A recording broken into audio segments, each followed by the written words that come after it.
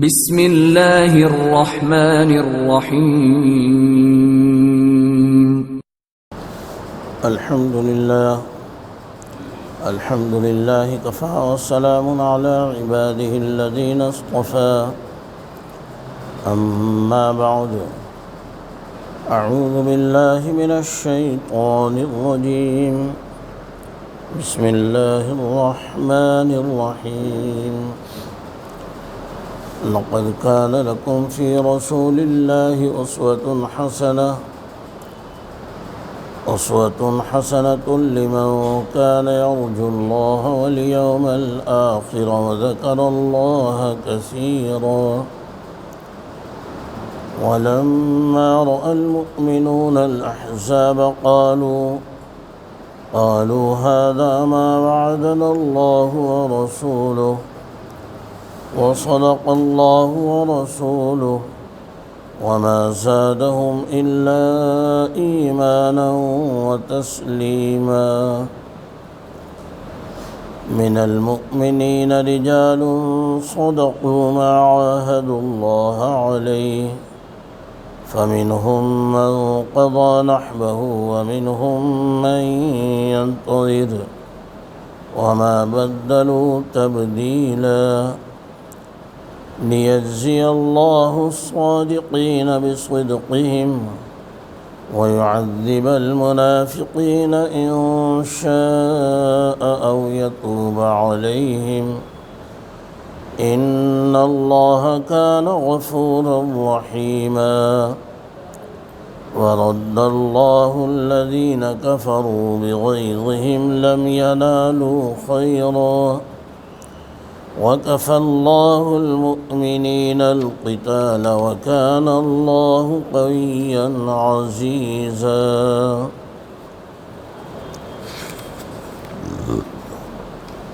وأنزل الذين ظاهروهم من أهل الكتاب من صياصيهم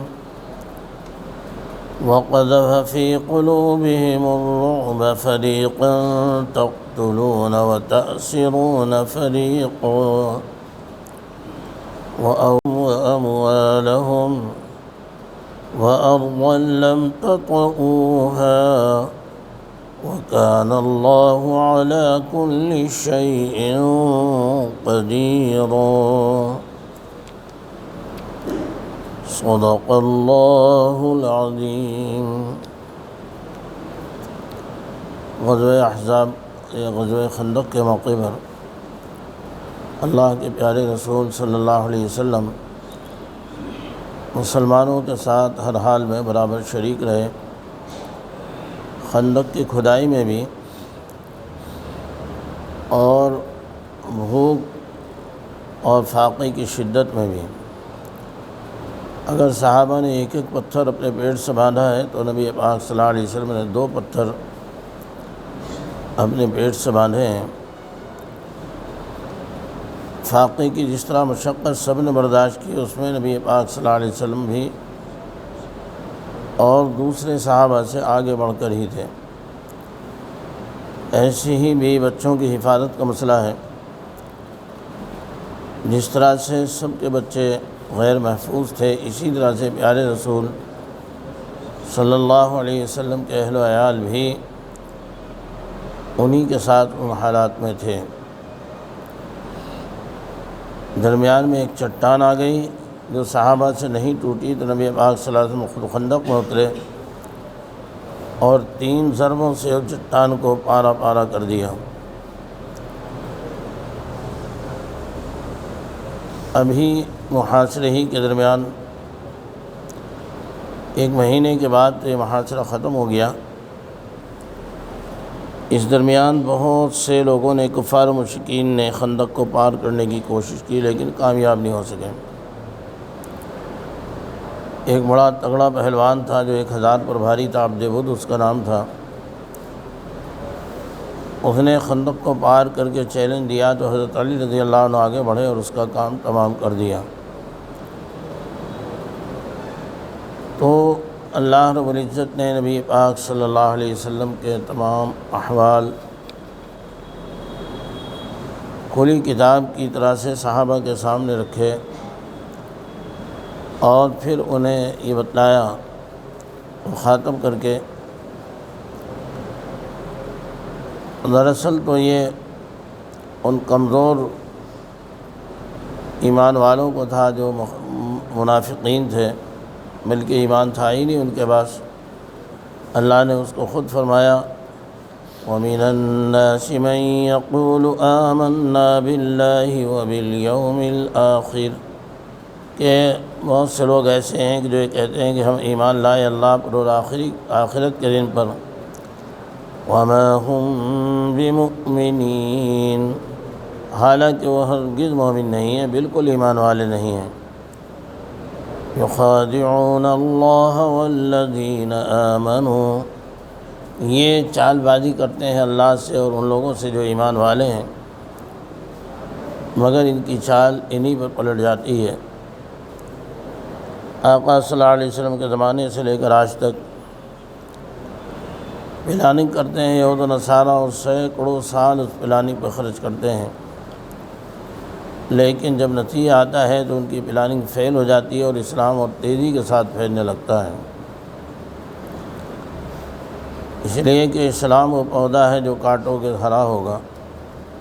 اسلام کی فطرت میں قدرت نے لچک دی ہے۔ تو یہاں اللہ تعالیٰ نے اہل ایمان کو خاص طور سے مخاطب کیا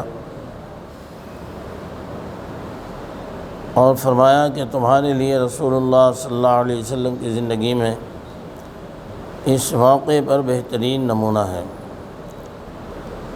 لیکن الفاظ چونکہ عام ہیں، اگرچہ خاص احزاب ہی کے پس منظر میں یہ آیت اتری،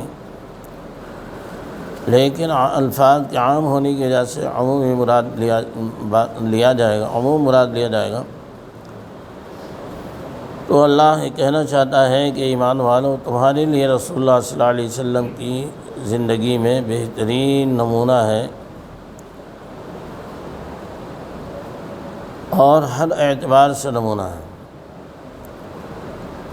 چاہے وہ میدان جہاد ہو، میدان کارزار ہو، میدان عبادت ہو، میدان خدمت ہو، اور شجاعت اور بہادری کا میدان ہو۔ ہر میدان میں، چاہے قضاء اور فیصلے کا میدان ہو، چاہے شہنشاہیت اور بادشاہت کا میدان ہو، ہر موڑ پر نبی پاک صلی اللہ علیہ وسلم کی تعلیمات ملیں گی، اور آپ کا اسوہ حسنہ ہر موڑ پر تابناک روشنی کے ساتھ رہنمائی کرتا ہوا ملے گا۔ زندگی کا کوئی موڑ ایسا نہیں کہ جس میں نبی پاک صلی اللہ علیہ وسلم کی تعلیم اور رہنمائی موجود نہ ہو۔ اس لیے اللہ رب العزت نے فرمایا لَقَدْ كَانَ لَكُمْ فِي رَسُولِ اللَّهِ أُسْوَةٌ حَسَنَةٌ، کہ تم لوگوں کے لیے، ایسے شخص کے لیے جو اللہ سے، اور تم لوگوں کے لیے یعنی رسول اللہ صلی اللہ علیہ وسلم کی سیرت میں بہترین نمونہ ہے۔ لیکن نمونہ ہے کس کے لیے؟ ہر ایک ایرا غیرہ نطف و خیرہ کے لیے نہیں، بلکہ جو اللہ پر اور آخرت کے دن پر یقین رکھتا ہو اور کثرت سے ذکر الہی کرتا ہو، ایسے بندے کے لیے رسول اللہ صلی اللہ علیہ وسلم کا ایک بہترین نمونہ موجود تھا۔ اور اللہ تعالیٰ نے یہ بات کہلوائی بھی ہے کہ آپ کہیے لَقَدْ لَبِثْتُ فِيكُمْ عُمُرًا مِّن قَبْلِهِ أَفَلَا تَعْقِلُونَ، کہ میں نے تمہارے درمیان ایک زندگی گزاری ہے، کیا تم سمجھتے نہیں ہو؟ زندگی اور زندگی میں فرق، ٹھیک ہے میں ایک انسان ہوں تم جیسا، لیکن انسان اور انسان میں زمین آسمان کا فرق ہوتا ہے۔ تو میرا اسوہ حسنہ، اللہ نے فرمایا کہ رسول اللہ صلی اللہ علیہ وسلم کا اسوہ یہ بہترین نمونہ ہے آپ کی زندگی، ہر اس بندے کے لیے جو اللہ پر اور آخرت کے دن پر ایمان رکھتا ہو، اور اللہ کا ذکر کثرت سے کرے۔ کیوں؟ اس لیے کہ جب اللہ کا ذکر کثرت سے کرے گا تو دلوں میں صفائی پیدا ہوگی، گندگی باہر ہوگی، اور جب دل صاف ہوگا تبھی رسول اللہ صلی اللہ علیہ وسلم کی سیرت پر عمل کرنا آسان ہوگا۔ اس لیے کہ نور کا نور سے رابطہ ہو جائے گا۔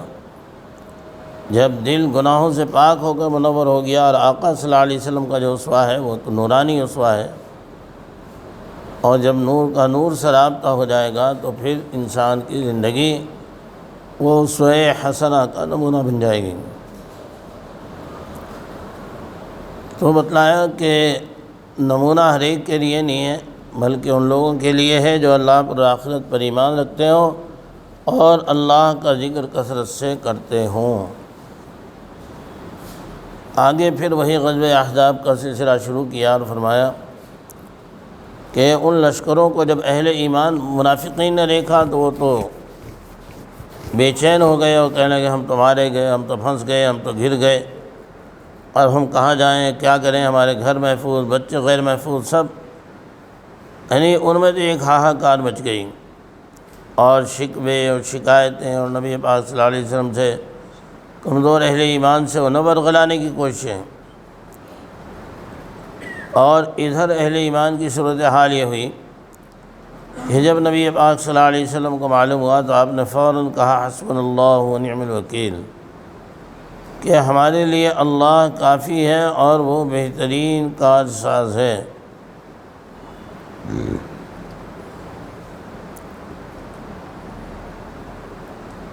یہ نبی پاک صلی اللہ علیہ وسلم فرمایا۔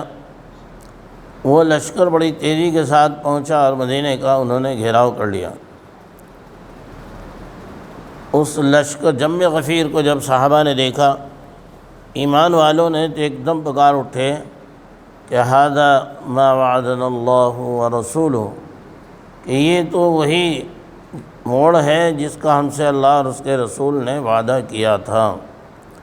منافقین نے کہا جو وعدہ کیا تھا کوئی وعدہ نہیں، وہ تو دھوکہ تھا، فریب تھا، لیکن اہل ایمان نے کہا نہیں، ہمیں پیغمبر صلی اللہ علیہ وسلم نے یہ سب بتلا دیا تھا کہ ان حالات سے تمہیں گزرنا ہوگا، بھوک سے، پیاس سے، اور پورے عرب کی دشمنی سے بھی تمہیں نمٹنا ہوگا۔ تو اہل ایمان تو فوراً پکار اٹھے، قالوا ھذا ما وعدنا اللہ ورسولہ، تو کہا کہ یہ وہ موڑ ہے کہ جس کا ہم سے اللہ اور اس کے رسول نے وعدہ کیا تھا۔ اللہ اور اس کے رسول کا وعدہ سچا ہے۔ وصدق اللہ ورسولہ وما زادهم الا ایمانا وتسلیما، اور اللہ اور اس کے رسول نے سچ فرمایا تھا، اور اس سے ان کے ایمان اور اللہ کی اطاعت میں ترقی ہو گئی، یعنی ان کا ایمان بھی بڑھا اور ان کے اندر جذبہ اطاعت فرمانبرداری بھی پیدا ہوئی۔ اس لیے کہ دل ہی ہیلے حوالے کرتا ہے۔ جب دل کو صاف کر لیا ذکر کی کثرت سے تو نبی کی کا اسوہ حسنہ اور آپ کے طریقے پر چلنا آسان ہو گیا۔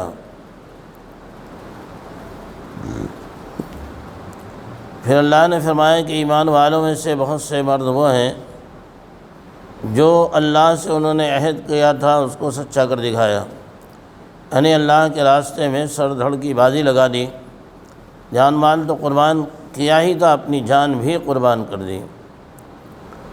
اور بعض وہ ہیں جو اپنی نظر پوری کرنے کا انتظار کر رہے ہیں، اور وہ ہر وقت اس تلاش میں رہتے ہیں کوئی ایسا معرکہ پیش آئے کہ میں اس معرکے میں شریک ہوں اور شریک ہو کر کے اسلام کی حمایت میں جہاد کروں، یہاں تک کہ میری جان نکل جائے، اس وقت تک میں اللہ کے راستے میں لڑتا رہوں۔ چنانچہ جہاد کے لیے وہ لوگ بھی جو معذور تھے اور اللہ کی طرف سے وہ اتنے ان سے کوئی سوال اور بات پرس نہ ہوتی، مگر جذبہ جہاد سے سرشار ہو کر اس کا ثواب، اس کی فضیلت، اس لیے وہ لوگ جو معذور تھے وہ بھی روزے رکھ لیا کرتے تھے۔ چنانچہ اللہ رب العزت نے فرمایا لیس علی الاعمی حرج ولا علی المریض حرج ولا علی الاعرج حرج، یعنی ایمان والوں میں سے جو معذور ہیں، وجاء المعذرون من الاعراب، ان کے اوپر کوئی حرج نہیں ہے کہ وہ ٹھہر جائیں، جہاد میں شریک نہ ہوں۔ اس کے باوجود ایک صحابی ہیں جو عمرو بن جموح ان کا نام ہے، وہ لنگڑے ہیں۔ انہیں جب اپنے لڑکوں کو دیکھا کہ وہ تیاری کر کے اللہ کے راستے میں نکل رہے ہیں تو ان کے دل میں بھی جذبہ ہوا اور بیوی سے کہا کہ میرا بھی ساز و سامان باندھ دو۔ بیوی نے ہنستے ہوئے ایسے ہی کہہ دیا کہ ہاں میں تو یہ دیکھ رہی ہوں کہ وہاں سے میدان میں سے بھاگ پڑے، تم تو معذور ہو، تمہارے لیے کیا جانے کا موقع ہے، اور چلے بھی گئے تو اتنی ہمت کہاں تمہارے اندر، تو میدان میں جمو، میں تو تمہیں میدان سے بھاگتا ہوا دیکھ رہی ہوں، جب جاؤ گے پھر آ جاؤ گے۔ جب یہ جملہ بیوی نے کہا تو انہیں بڑا ٹھیس پہنچی اور انہوں نے ہاتھ اٹھائے اور دعا مانگی اللہم لا تردنی الی اہلی، اے اللہ آپ مجھے اب اپنے اہل عیال کی طرف واپس نہ بھیجیں۔ اور وہ دعا ان کی قبول ہوئی۔ چنانچہ اپنے لڑکوں کے ساتھ وہ بھی جہاد میں شریک ہوئے، لڑکا رزم پڑھتا ہوا آگے بڑھتا تھا اور یہ بھی اس کے پیچھے پیچھے دوڑتے رہے۔ اتنا اللہ کے راستے میں استقامت دکھلائی کہ یہ خود شہید ہوئے اور لڑکا بھی شہید ہوا۔ اس کے بعد بیوی آئی، جو جسم تھا لاش اسے اٹھا کر لے جانے کے لیے، لیکن جیسے ہی وہ اسے مدینے کی طرف چلانا چاہتی تو اونٹ ایک دم بیٹھ جاتا، عہد کی طرف چلاتی تو چل دیتا۔ اللہ کے رسول صلی اللہ علیہ وسلم نے درخواست کی کہ میں اپنے عزیزوں کی جو لاش ہے وہ لے جانا چاہتی ہوں۔ آپ نے کہا ٹھیک ہے لے جاؤ، لیکن بتلائیں کہ یہ اونٹ تو چلنے کے لیے تیار نہیں، مخالف سمت میں چلاؤ تو چلنے لگتا ہے اور صحیح سمت میں چلاؤ تو رک جاتا ہے۔ تو اللہ کے نبی صلی اللہ علیہ وسلم پوچھا کہ چلتے ہوئے کچھ کہہ گئے تھے؟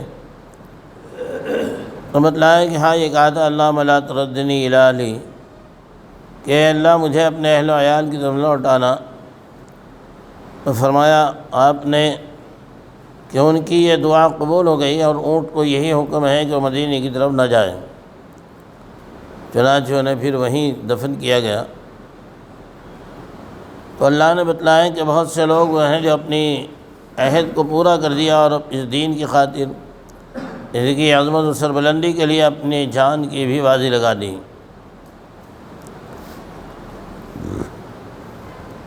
اور کچھ لوگ وہ ہیں جو ابھی انتظار کر رہے ہیں کہ اللہ ہمیں کوئی موقع دے تو ہم بھی اللہ کے راستے میں اتریں اور اپنی جان کا نذرانہ پیش کر دیں۔ تو اللہ تعالیٰ نے یہ جو معاملہ واقعہ رکھا ہے اسی لیے تاکہ سچوں کی سچائی ظاہر ہو جائے۔ اور رہا منافقین کا مسئلہ کہ اگر وہ نفاق سے توبہ نہیں کرتے ہیں تو وہ اسی دلدل میں پڑے رہیں گے۔ تو اللہ نے فرمایا کہ اللہ تعالیٰ منافقین کو اگر چاہے گا تو سزا دے گا یا انہیں نفاق سے توبہ کی توفیق بھی دے سکتا ہے۔ کیوں؟ اس لیے کہ اللہ تعالیٰ بہت ہی غفور ہے اور رحم والا ہے۔ آگے اللہ نے اس لشکر کی کیفیت بتلائی وَرَدَّ اللَّهُ الَّذِينَ كَفَرُوا بِغَيْظِهِمْ لَمْ يَنَالُوا خَيْرًا، اور اللہ تعالیٰ نے کافروں کو ان کے غصے میں بھرا ہوا لوٹا دیا۔ اگر کچھ بھی ان کی مراد پوری نہ ہوئی اور اللہ نے اور مہر لگا دی وَكَفَى اللَّهُ الْمُؤْمِنِينَ الْقِتَالَ، اور جنگ میں اللہ کافی ہو گیا مسلمانوں کے لیے کہ وہ قتال مسلمانوں کے لیے آپ ہی اللہ تعالیٰ کافی ہو گیا اس جنگ میں، قتال میں۔ اللہ تعالیٰ بہت مضبوط ہے، زبردست ہے۔ تو ان آیات میں اللہ تعالیٰ نے اہل ایمان کی کیفیت کو بتلایا اور فرمایا وَلَمَّا رَأَى الْمُؤْمِنُونَ الْأَحْزَابَ، جب ایمان والوں نے وہ لشکر دیکھا جو لشکر جرار تھا، اس میں پورے عرب کی اور تمام مذاہب والوں کی نمائندگی تھی، قَالُوا هَذَا مَا وَعَدَنَا اللَّهُ وَرَسُولُهُ، تو انہوں نے کہا کہ ہم نے اللہ اور اس کے رسول صلی اللہ علیہ وسلم کو کہ جو وعدہ کیا تھا اللہ اور اس کے رسول نے، یہ وہی وعدے کا وقت ہے۔ وَصَدَقَ اللَّهُ وَرَسُولُهُ، اور اس سے ایمان، وَمَا زَادَهُمْ إِلَّا إِيمَانًا وَتَسْلِيمًا، اور ایمان والوں نے کہا کہ اللہ اور اس کے رسول نے سچ کہا، سچی بات کہی، اور ان میں اس لشکر کو دیکھ کر کوئی مایوسی پیدا نہیں بلکہ حوصلے بلند ہو گئے، ان کے ایمان اور اطاعت اور فرمانبرداری میں اور ترقی ہو گئی۔ اور پھر بتلائیں کہ ان اہل ایمان میں سے کچھ وہ ہیں جو اپنے عہد کو پورا کر چکے ہیں، رجال صدقوا ما عاهدوا اللہ علیہ، کہ کچھ لوگ وہ ہیں جنہوں نے اللہ سے جو عہد کیا تھا اس کو پورا کر دیا۔ فَمِنْهُمْ مَنْ قَضَى نَحْبَهُ وَمِنْهُمْ مَنْ يَنْتَظِرُ، تو بعضے تو ان میں وہ ہیں جو اپنی نظر پوری کر چکے تھے، اور بعض ان میں مشتاق ہیں اللہ کے دیدار کے۔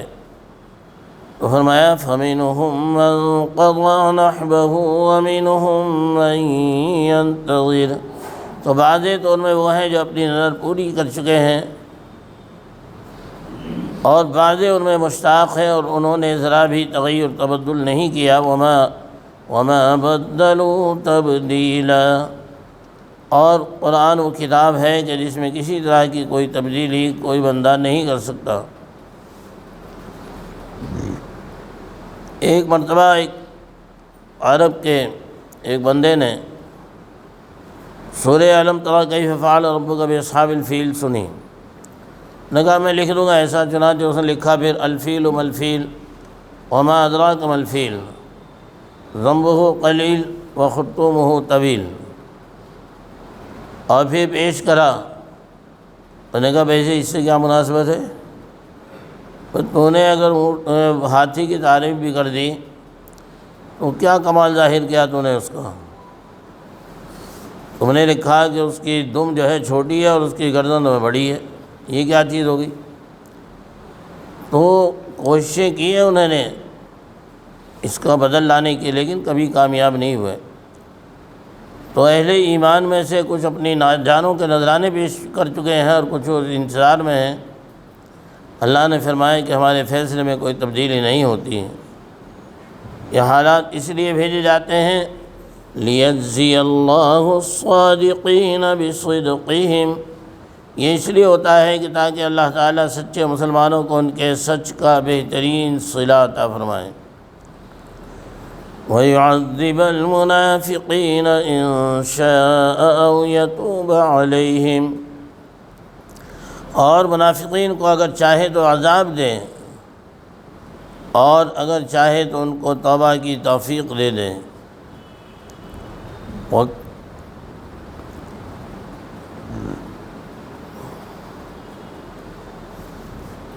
ان اللہ کان غفورا رحیما، بے شک اللہ غفور ہے اور رحیم ہے۔ ورد اللہ الذین کفروا بغیظہم لم ینالوا خیرا، اور یہ کفار لوٹے ہیں اپنے غصے کے ساتھ ہی، بغیر نامراد بالکل، لم ینالوا کچھ بھی ہاتھ نہیں آیا، اور غصے میں بھرے ہوئے واپس ہو گئے۔ وَكَفَى اللَّهُ الْمُؤْمِنِينَ الْقِتَالَ، اور اللہ ہی ایمان والوں کا کافی ہو گیا ان کی جنگ کے اعتبار سے، یعنی ان کی جنگ میں اللہ تعالیٰ ہی نے اپنا کارنامہ دکھلا دیا۔ وَكَانَ اللَّهُ قَوِيًّا عَزِيزًا، اور اللہ بڑا زبردست ہے، بڑی قوت والا ہے۔ اگلی آیات میں اللہ تعالیٰ نے بتلایا کہ مسلمان جب واپس ہوئے اس سے غزوہ خندق سے، تو ابھی نبی پاک صلی اللہ علیہ وسلم غسل فرما رہے تھے تاکہ ظہر کی نماز پڑھیں۔ یہ ظہر کے بعد کی بات تھی اور صحابہ نے ہتھیار اتار دیے۔ جبریل علیہ السلام آئے، وہ گرد آلود تھے، اور کہا اللہ کے رسول آپ نے ہتھیار کھول دیے۔ اللہ تعالیٰ یہ چاہتا ہے کہ نہیں، ان بنو قریظہ سے ابھی نمٹ لیا جاوے۔ دراصل جب نبی پاک صلی اللہ علیہ وسلم مدینے پہنچے تھے تو ان کے بڑے مشہور قبیلے 3 تھے، بنو نذیر، بنو قینقاع اور بنو قریظہ۔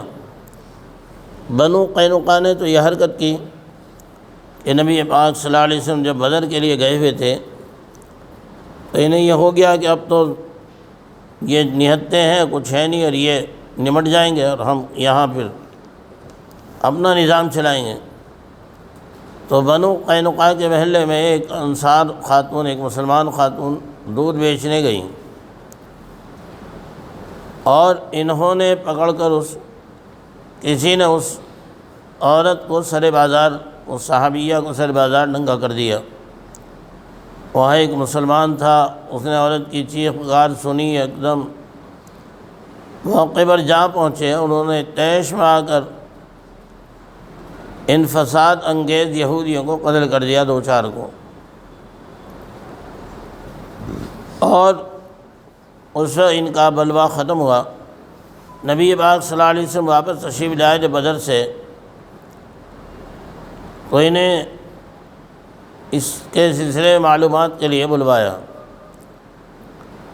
انہوں نے بجائے آنے کے معاہدے کا کاغذ بھیج دیا کہ یہ پکڑو اپنا معاہدہ، اور خود جنگ کرنے پر آمادہ ہو گئے۔ تو یہ حرکت اب چونکہ بغاوت تک پہنچ گئی تھی، اس لیے نبی پاک صلی اللہ علیہ وسلم نے انہیں سزا یہ دی کہ کہا کہ یہاں سے نکلو تم اور خیبر میں جا کے آبادی کرو۔ چنانچہ بنو قینقاع کا جو مشہور قبیلہ تھا وہ تو اس طرح سے جلا وطن ہوا۔ اس کے بعد پھر بنو نذیر نے بھی بدعہدی کی، اور نبی پاک صلی اللہ علیہ وسلم کو فیصلے کے لیے بلا کر یہ چاہا کہ جہاں فیصلے کے لیے بیٹھیں گے اوپر بہت بڑی چٹان پتھر کی رکھ لی، اسے گرا کے یہیں دفن کر دیں گے۔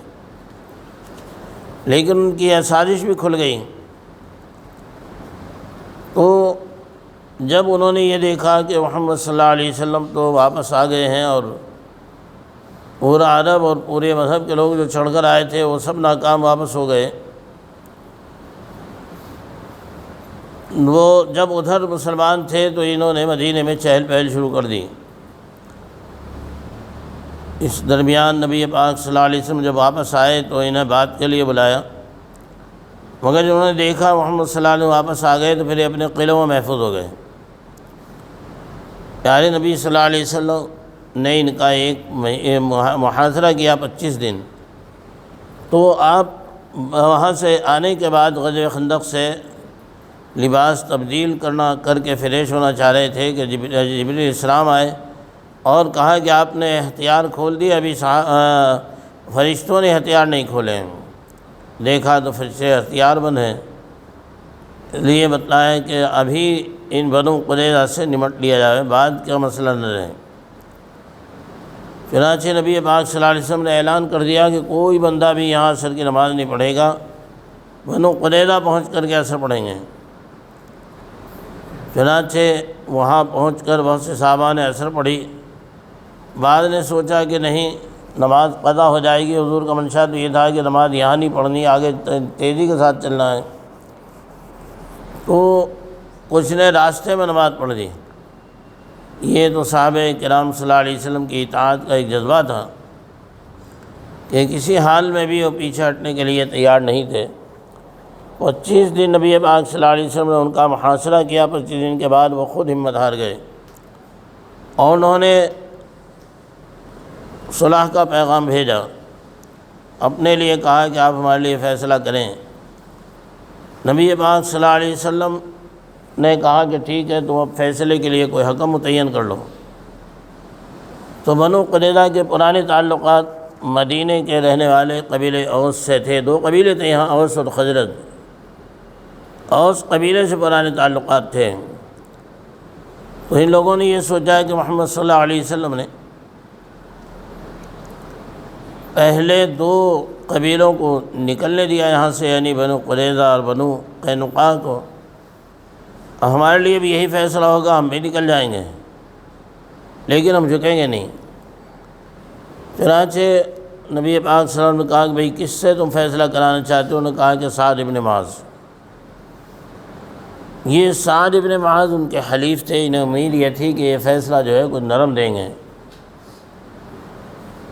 چنانچہ سعد بیمار تھے اور زخم آیا تھا، انہیں اس زخم سے بےتاب تھے اور خون برابر جاری تھا۔ اس کمزور حالت میں انہیں بلایا گیا، وہ تشریف لائے اور پھر انہوں نے فیصلہ دیا۔ اگر نبی پاک صلی اللہ علیہ وسلم فیصلے کو چھوڑتے تو اس میں رحمت ہوتی۔ تو صحابی نے فیصلہ دیا کہ جتنے جنگجو مرد ہیں سارے قتل کر دیے جائیں، یعنی نوجوانوں کو قتل کر دیا جائے جتنے بھی جنگجو ہیں۔ اور دوسرا فیصلہ یہ دیا کہ عورتیں اور بچے یہ سب غلام باندی بنا لیے جائیں اور ان کے اموال اور جائیداد کے مالک مہاجرین ہو جائیں۔ یہ بنو قریظہ یہ فیصلہ دیا۔ چنانچہ بنو قریظہ کے مرد پھر اس فیصلے کی بنیاد پر قتل کیے گئے، مارے گئے۔ حالانکہ حضور پاک صلی اللہ علیہ وسلم کے ہاتھ میں اگر فیصلہ لیتے تو ایسا سخت فیصلہ نہ ہوتا۔ اور پھر ان کا جو مال تھا، جائیداد تھی، وہ مسلمانوں میں تقسیم ہو گئی۔ اللہ تعالیٰ نے اس کو بتلایا وَأَنزَلَ الَّذِينَ ظَاهَرُوهُم مِّنْ أَهْلِ الْكِتَابِ مِنْ صَيَاصِيهِمْ، اور جن اہل کتاب نے ان کی مدد کی تھی، یعنی کفار و مشرکین کی مدد یہ کہ ہم یہاں سے بغاوت کریں تو ادھر سے آؤ، اور یہ نقشہ دیکھ کر کے اتر گئے، مدینے گلیوں میں چلنا پھرنا شروع کی۔ وہ تو نبی پاک صلی اللہ علیہ وسلم کی حکمت عملی تھی کہ آپ نے حفاظت رکھی اور اندر کوئی کسی طرح کی بدامنی کا ماحول نہیں بننے دیا۔ تو اللہ نے فرمایا کہ جب اہل ایمان ان اہل کتاب نے یعنی یہودیوں نے دیکھا کہ ان کی مدد کی تھی جن یہودیوں نے کفار و مشرکین کے، ان کو ان کے قلعوں سے نیچے اتار دیا اور ان کے دلوں میں تمہارا رعب بٹھا دیا، اور ان میں سے بہت سے قتل کیے گئے اور بہت سے ان میں سے قیدی بنائے گئے، اور ان کی زمین کا اللہ کہتا ہے تمہیں وارث بنا دیا۔ وَأَوْرَثَكُمْ أَرْضَهُمْ وَدِيَارَهُمْ وَأَمْوَالَهُمْ، اور ان کے گھر ان کے ماحول کا تم کو ذمہ دار بنا دیا۔ وَأَرْضًا لَّمْ تَطَئُوهَا، اور ایسی زمین کا بھی تم کو ذمہ دار بنا دیا جس پر تم نے کوئی فدیہ وغیرہ نہیں دیا ہے۔ وَكَانَ اللَّهُ عَلَى ذَلِكَ قَدِيرًا، اور اللہ تعالیٰ ہر چیز پر پوری قدرت رکھتا ہے۔ یہ اہل کتاب کا حال اللہ نے بیان کیا، اور اسی درمیان اہل ایمان کے اندر کس طرح ایمان میں اضافہ ہوتا رہا اللہ تعالیٰ نے اس سب کو ان آیات میں بتلایا ہے۔ اللہ ہم سب کو بھی ایمان کامل اور نبی پاک صلی اللہ علیہ وسلم کا سچا اتباع پیروی نصیب فرمائے۔ وآخر دعوانا الحمدللہ رب العالمین۔ الحمد للہ رب العالمین والعاقبۃ للمتقین والصلاة والسلام علی سید الانبیاء والمرسلین وعلى آلہ واصحابہ الطیبین الطاہرین۔ یا ربی صلی وسلم دائما ابدا علی حبیبک خیر الخلق کلہم۔ ربنا آتنا فی الدنیا حسنہ وفی الآخرة حسنة وقنا عذاب النار۔ ربنا لا تزغ قلوبنا بعد إذ هديتنا وهب لنا من لدنك رحمة إنك أنت الوهاب۔ ربنا آتنا من لدنك رحمة وهيئ لنا من أمرنا رشدا۔ اے اللہ ہم سب آپ کے عاجز و مسکین بندے آپ کے دربار میں حاضر ہیں، ہم سب کو قبول کر لیجئے، ہماری کوتاہیوں کو معاف کر دیجئے، آنے والی زندگی پچھلی زندگی سے بہتر بنا دیجئے، آنے والی زندگی پچھلی زندگی کا کفارہ بنا دیجئے۔ اے اللہ صحتیں دے دیجئے، عافیتیں راحتیں دے دیجئے، فضل فرما دیجئے۔ اے اللہ ہم سب کو اپنے دین و مذہب کے لیے سر دھڑ کی بازی لگا دینے کا حوصلہ دے دیجئے۔ اے اللہ کرم کی نگاہ ڈال دیجئے، ہر خیر دے دیجئے، ہر شر سے بچا لیجئے۔ جن بندے بندیوں نے بھی ہم سے دعاؤں کے لیے کہا وہ بھی اور ہم سب آپ ہی کے در کے بھکاری ہیں۔ اے اللہ سب کی جھولیاں بھر دیجئے، مرادیں پوری کر دیجئے، جائز تمناؤں کا تکفل کر دیجئے۔ اے اللہ کرم کی نگاہ ڈال دیجئے، ہر خیر دے دیجئے، ہر شر سے بچا دیجئے۔ سبحان ربک رب العزت عما یصفون وسلام علی المرسلین والحمد للہ رب العالمین۔